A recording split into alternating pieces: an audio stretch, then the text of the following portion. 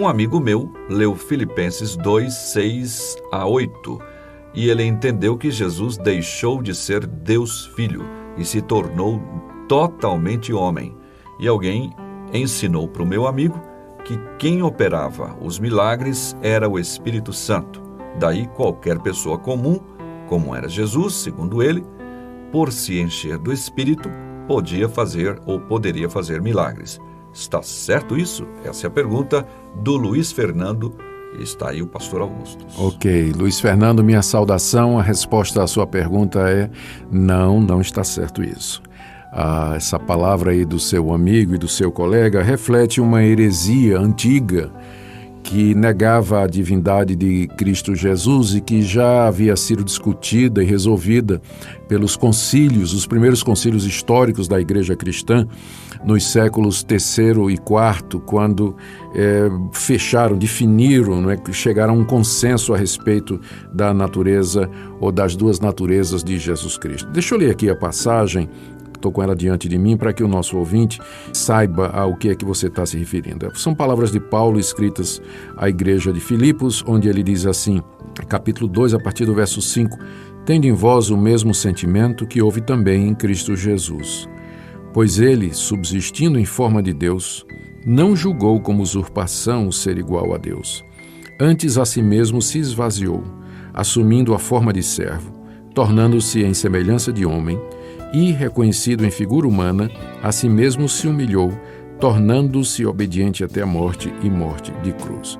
Essa passagem, que é conhecida como a passagem da kenosis, é uma palavra grega para esvaziamento, ela fala da disposição que houve em Cristo Jesus de renunciar, de abrir mão da sua posição de glória ao lado do Pai, se tornar um ser humano numa condição humilhante, como servo, ser levado à morte e uma morte humilhante, que é morte de cruz, tudo isso por amor do seu povo. A passagem não está falando que Jesus abriu mão de sua divindade, mas sim que ele se esvaziou.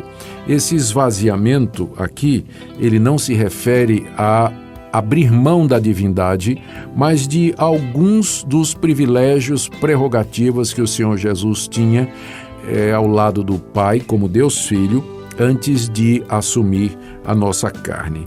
Deixe-me tentar colocar aqui para você, Luiz Fernando, de outra maneira, né?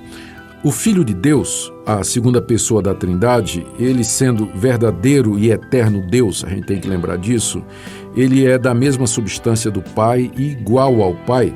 Quando chegou o cumprimento do tempo, aquilo que Paulo chama de a plenitude dos tempos, né? O tempo determinado por Deus, ele tomou sobre si a natureza humana com todas as suas propriedades essenciais e enfermidades comuns. É nisso que consistiu o esvaziamento. Deus Filho assumir uma natureza humana com todas as suas propriedades e enfermidades comuns. Se refere ao fato de que a natureza humana, ao contrário da divina, ela é sensível à dor, à fome, a limitações no tempo e no espaço e todas aquelas outras características que são próprias da nossa vida aqui nesse mundo. Contudo, sem pecado, isso é importante lembrar. Ele foi concebido pelo poder do Espírito Santo no ventre da Virgem Maria e da substância de Maria. E as duas naturezas de Cristo, portanto, agora, não é? Elas são inteiras, perfeitas e distintas. Esse é o problema que as pessoas às vezes encontram para entender. Eles querem uma resposta lógica para isso, não é? Não é que não é lógica, mas é que está acima da lógica. Essas duas naturezas de Cristo, a sua natureza divina, porque ele é o Filho de Deus e Deus Filho, e a sua natureza humana, porque ele é Filho de Maria, são naturezas inteiras, perfeitas e distintas, a divina e a humana, e elas estão, Natsan, inseparavelmente unidas em uma só pessoa. E isso sem conversão, uma não se converte na outra, sem composição, elas não compõem uma terceira natureza, ou confusão, elas não se misturam. E essa pessoa, Jesus Cristo, é verdadeiro Deus e verdadeiro homem, porém um só Cristo, o único mediador entre Deus e o homem. E Cristo, na sua natureza humana, unida à divina, ele foi santificado e sem medida ungido com o Espírito Santo por Deus, tendo em si todos os tesouros da sabedoria e da ciência, né? Paulo fala lá em Colossenses que aprove ao Pai que nele habitasse toda a plenitude. Para quê? Para que ele pudesse realizar a obra de mediador e fiador, que ele fez muito involuntariamente, não é?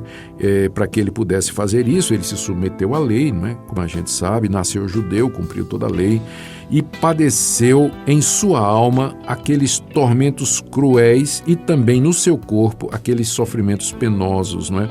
Ele foi crucificado, morreu, foi sepultado, ficou sob o poder da morte, mas ele não viu a corrupção, porque ao terceiro dia ele foi ressuscitado. Aqui, então, é importante lembrar que Cristo, na obra da mediação, ele age de conformidade com as suas duas naturezas, fazendo cada natureza o que é próprio.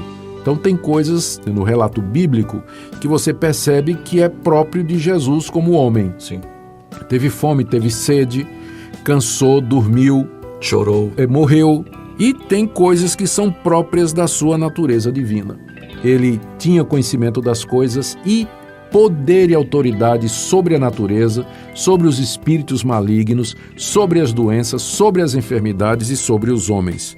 Então, o que é que acontece? A confusão às vezes é essa, é que em razão da unidade da sua pessoa, as duas naturezas numa única pessoa, o que é próprio de uma natureza, às vezes na Bíblia é atribuído à pessoa denominada pela outra natureza. Sim. Então, às vezes você encontra o homem Jesus fazendo coisas divinas e Jesus, que é Deus, padecendo como ser humano. Sim. Né? Então, esse é um dos mistérios da doutrina cristã, não é? Mistério, né?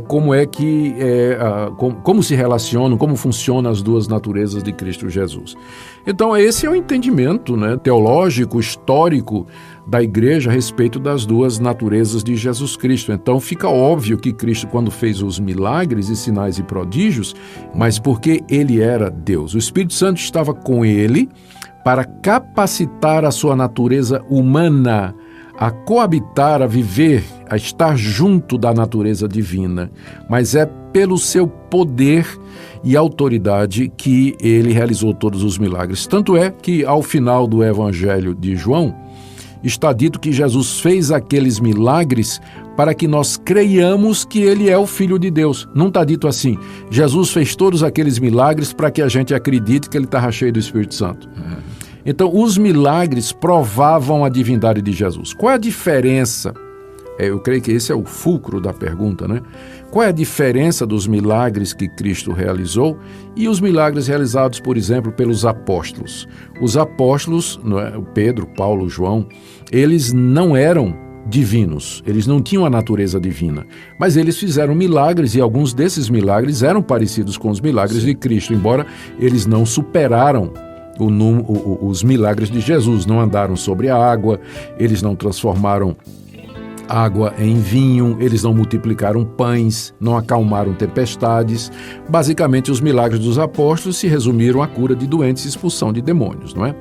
Então, e Cristo também fez isso. Então, qual é a diferença dos milagres realizados pelos apóstolos e os milagres realizados por Cristo?